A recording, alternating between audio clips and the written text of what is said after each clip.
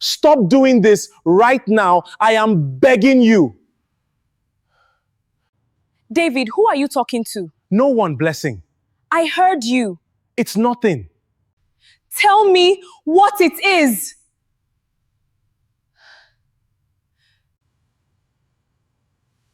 Blessing's hand froze on the door the moment she heard her husband's voice behind it.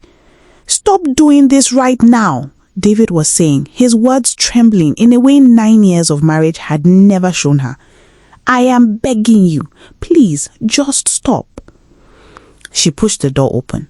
David spun around, the phone slipping from his fingers and clattering against the marble floor of their Lekki duplex. For a long moment, husband and wife only stared at each other, the silence louder than anything either of them could say. "Who was that?"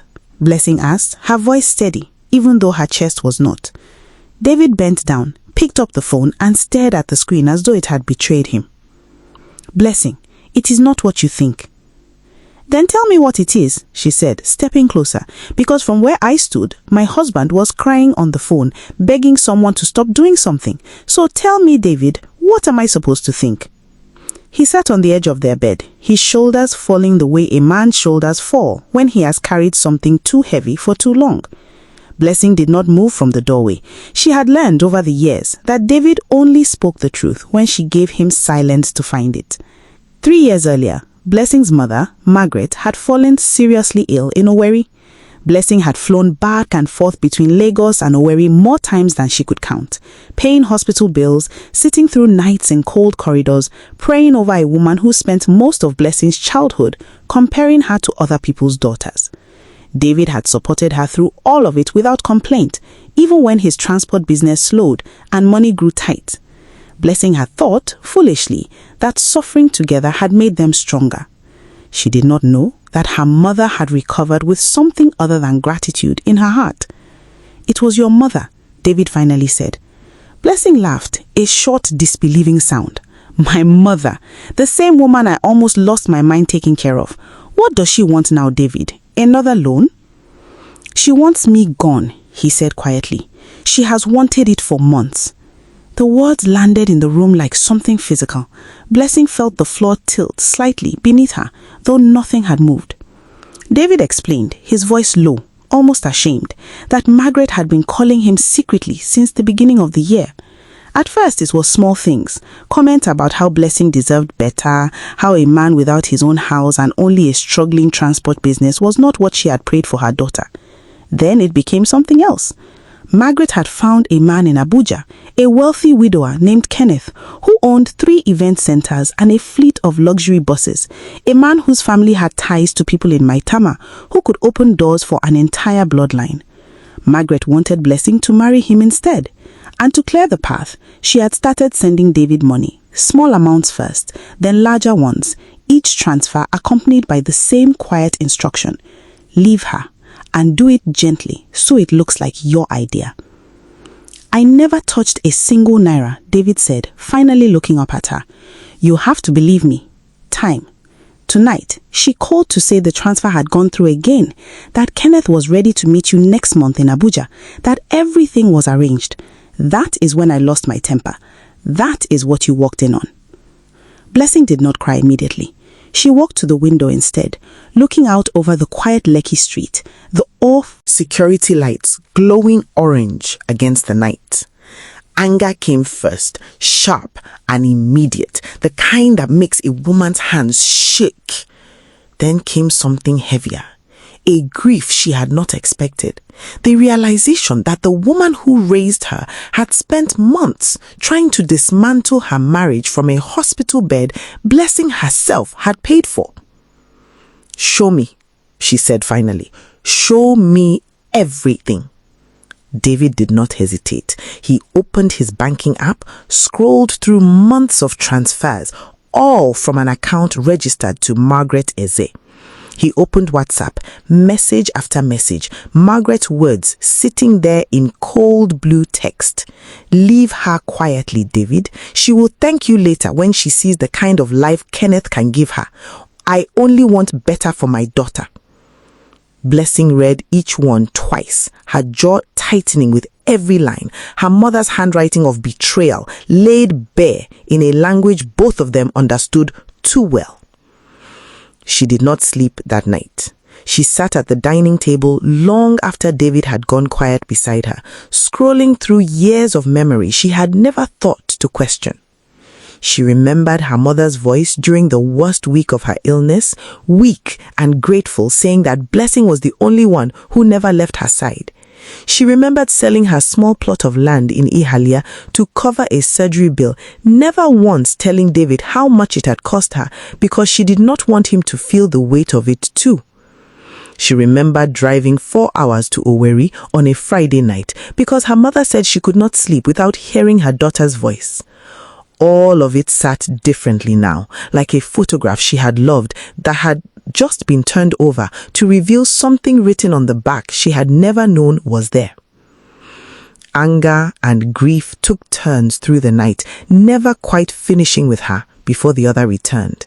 At one point, she laughed bitterly into the dark, thinking of how many times she had defended her mother to people who warned her that Margaret could be difficult, even cruel, when she did not get her way. At another point, she cried quietly so David would not hear, mourning not the marriage, which still stood, but the mother she thought she had known. By morning, Blessing had made a decision. She was not going to scream, not going to call her mother in fury, not going to give Margaret the satisfaction of a daughter undone by heartbreak. Instead, she called her elder uncle, Pastor Emmanuel, a respected voice in the extended family, and asked him to summon a family meeting in Owerri the following weekend. She told him only that there was something the family needed to hear together. She did not tell David what she was planning. She simply asked him to come with her and to bring his phone. The meeting took place in her uncle's compound, under the wide mango tree where family disputes had been settled for 2 generations. Aunts, uncles, cousins, and Margaret herself sat in a loose circle of plastic chairs, fanning themselves against the Owerri heat, expecting perhaps a discussion about land or an upcoming wedding. Margaret sat near the front, dressed in her good lace, smiling the smile of a woman who believed she had already won. Blessing stood and spoke first, about gratitude, about the years she had given to nursing her mother back to health, about love that asks nothing in return. Then she nodded to David, who stood and read the messages aloud, his voice steady this time, no longer trembling. The compound fell into the kind of silence that has weight. Margaret's smile collapsed in real time, her hands gripping the arms of her chair as cousin after aunt turned to look at her with expressions she had clearly never imagined seeing directed at herself. "You sold your own daughter's marriage for a man with 3 event centers," Pastor Emmanuel said at last, shaking his head slowly. "Margaret, what kind of mother does this?" "I only wanted better for her," Margaret said, her voice rising, searching the circle of faces for one ally and finding none. "Is it a crime to want my daughter to live well? David has a small business. Kenneth has houses in Abuja and Maitama. I was thinking of her future." "Her future was already decided," Blessing said quietly, standing now, her arms folded. "I chose it 9 years ago. You did not like my choice, so you tried to erase it behind my back, using the same money I bled to give you when you were dying. Tell this family, Mama, did David ever ask you for 1 naira? Margaret's mouth opened, then closed. The silence stretched long enough for everyone present to understand the answer. "He refused you every single time," Blessing continued, "and you kept calling, kept pushing, kept trying to break apart a home you should have been protecting. Do you know what that does to a man, to be paid to destroy his own marriage and refuse the money out of love? Do you know what that almost did to us?" An aunt by the gate murmured something under her breath. A cousin shifted in his seat, no longer able to meet Margaret's eyes. The family, who had once respected her as the matriarch who survived hardship and illness with grace, now saw a woman who had nearly destroyed her own child's home out of vanity and a hunger for status she had never admitted to carrying. Within weeks, invitations stopped coming her way. Her contributions to family meetings were quietly ignored. Even the women's church group she once led with pride elected someone else to head the harvest committee, citing reasons everyone understood without saying them aloud. Blessing, meanwhile, did not stay broken. She and David, drawn closer by the very storm that should have torn them apart, expanded the transport business together, Blessing managing logistics while David handled the routes, and within a year they had doubled their fleet, securing contracts that took them as far as Enugu and Calabar. People who once whispered about David's struggling business now asked him for partnership meetings.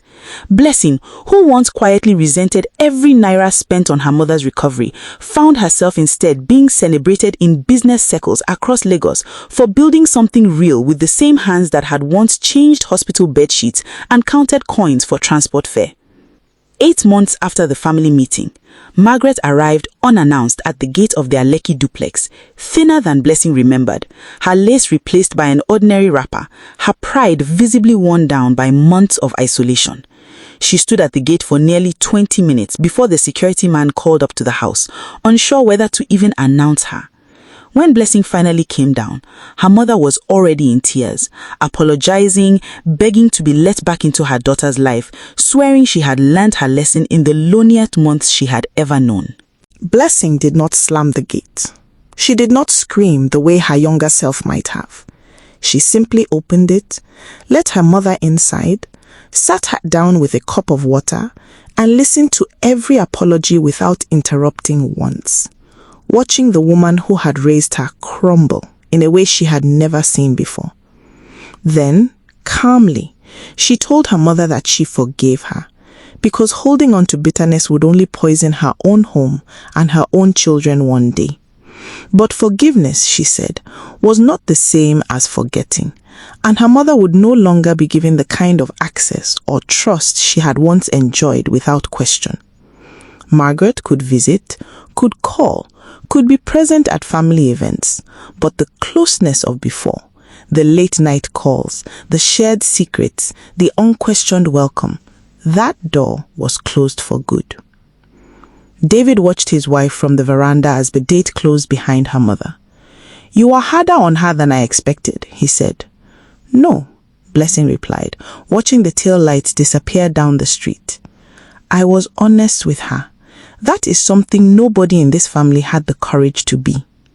David came to stand beside her, slipping his hand into hers the way he had on their wedding day, before bank transfers and secret phone calls had ever entered their story. "9 years ago, your mother told me I was not good enough for you. Tonight, she came here needing the kindness of the daughter she tried to take away from me." Blessing smiled for the first time that day, tired but unbroken. She said, "Life has a strange way of settling its accounts. It does not rush, it does not shout. It simply waits until the truth is undeniable, and then it lets everyone see exactly who they really are."